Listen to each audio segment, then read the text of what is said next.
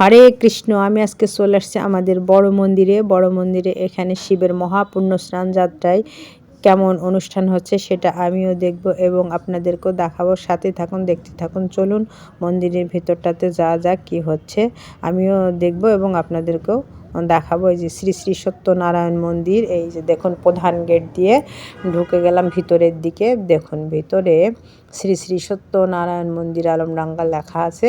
এই যে দেখুন সামনে তুলসী বেদি, আর এই যে এদিকে অনেক ফুল গাছ আছে। তো আস্তে আস্তে সামনের দিকে এগিয়ে যাচ্ছি। দেখুন মন্দিরটা কত সুন্দরভাবে সাজানো হয়েছে। এই বাবা শিবের মহাপুণ্য স্নান যাত্রা উপলক্ষে খুবই সুন্দরভাবে সাজানো হয়েছে মন্দিরটা।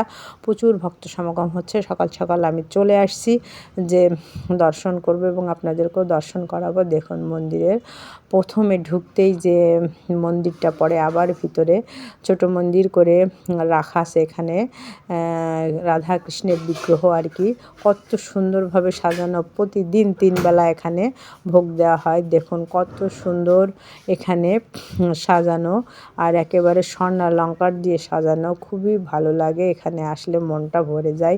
সত্যি মন্দিরে আসলে যে দেহ মন পবিত্র হয়, এটা আসলেই সত্যি। এখানে আসলেই সেটা বোঝা যায়। মনে হয় এখানেই সারাদিন প্রতিদিন থেকে যায়, এত ভালো লাগে। এই যে দেখুন মহাভারতের যে যুদ্ধটা হয়েছিল, গীতায় যে যুদ্ধের কথাটা বর্ণনা আছে, তারই একটা প্রতিচ্ছবি এখানে রাখা আছে। যে রথে অর্জুন যুদ্ধ করছেন, সাথে কৃষ্ণ সারথি আছেন। আর এই যে দেখুন প্রচুর ভক্ত সমাগম হয়েছে। আর চারিদিকে মন্দিরটা ঘুরিয়ে দেখাচ্ছি। দেখুন চারিদিকে বিভিন্ন দেবদেবীর বিগ্রহ রয়েছে এবং মন্দিরটা কত সুন্দরভাবে ডেকোরেশন করা হয়েছে, আলোকসজ্জায় সজ্জিত করা হয়েছে একেবারে সুন্দরভাবে। যে অনুষ্ঠান চলছে, একটু সাজ রব থাকবে না সেটা কি হয়। তো দেখুন এই যে এইদিকে আরেকটা বিগ্রহ রয়েছে। তো এখানে ঘন্টা আছে, ঘন্টা বাজিয়ে পূজা করা হয়, পূজা দেওয়া হয়। তো এইদিকে সামনের দিকটাতে আস্তে আস্তে ঘুরতে ঘুরতে চলে আসলাম। এই দেখুন এইরকম চারিদিকে 4টা সাপের মানে তৈরি করে রাখা আছে আর কি। এইদিকে সব বিভিন্ন মূর্তি আছে, বিগ্রহ রয়েছে। বাবা শিবের দেখুন শিব পার্বতীর মূর্তি এখানে আছে। আর এই যে দেখুন জল দেওয়া হয়, মানে রেগুলার জল দেওয়া হয়, তার জন্য এখানে একটা সবসময় জল দেওয়ার ব্যবস্থা রাখা আছে, একটা কাঁসার ঘড়া রাখা আছে। আর এই যে দেখুন তাছাড়া মানুষ এই উৎসবের দিনে বিভিন্ন জায়গার মানুষ, অনেক দূর দূরান্ত থেকে এখানে মানুষ আসেন একটু বাবার মাথায় জল দেবেন। সত্যম শিবম সুন্দরম এখানে লেখা রয়েছে। আর সবাই একটু জল, গঙ্গা জল অথবা দুধ যে যেটা পারেন সেটা নিয়ে এসে এখানে বাবার মাথায় ঢালেন আর কি।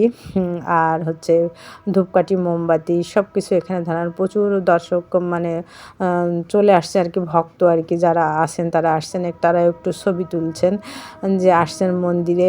তো আমিও একটু সবাইকে সুযোগ দিচ্ছিলাম যে যার যার কাজটা শেষে করে নিক, আর আমি ফাঁকে ফাঁকে একটু একটু করে ভিডিও করছিলাম যে আপনাদেরকে দর্শন করাবো। দেখুন মোমবাতি, তারপরে ধূপকাঠি এগুলো সব জ্বালিয়ে দিচ্ছেন এখানে কত সুন্দরভাবে, যে যার মতো করে ভক্তিপূর্ণভাবে এখানে জলটা দিচ্ছেন আর কি। এই যে দেখুন অনেক ফুল, বেল পাতা, ফলমূল যে যেমন পেরেছে, যার সাধ্যমতো সে তেমনভাবে এনে দিয়েছে। তো সারাদিনে এরকম চলছে, খুব সকাল থেকে মানে না খেয়ে এসে এই অনুষ্ঠানটা করা হয়।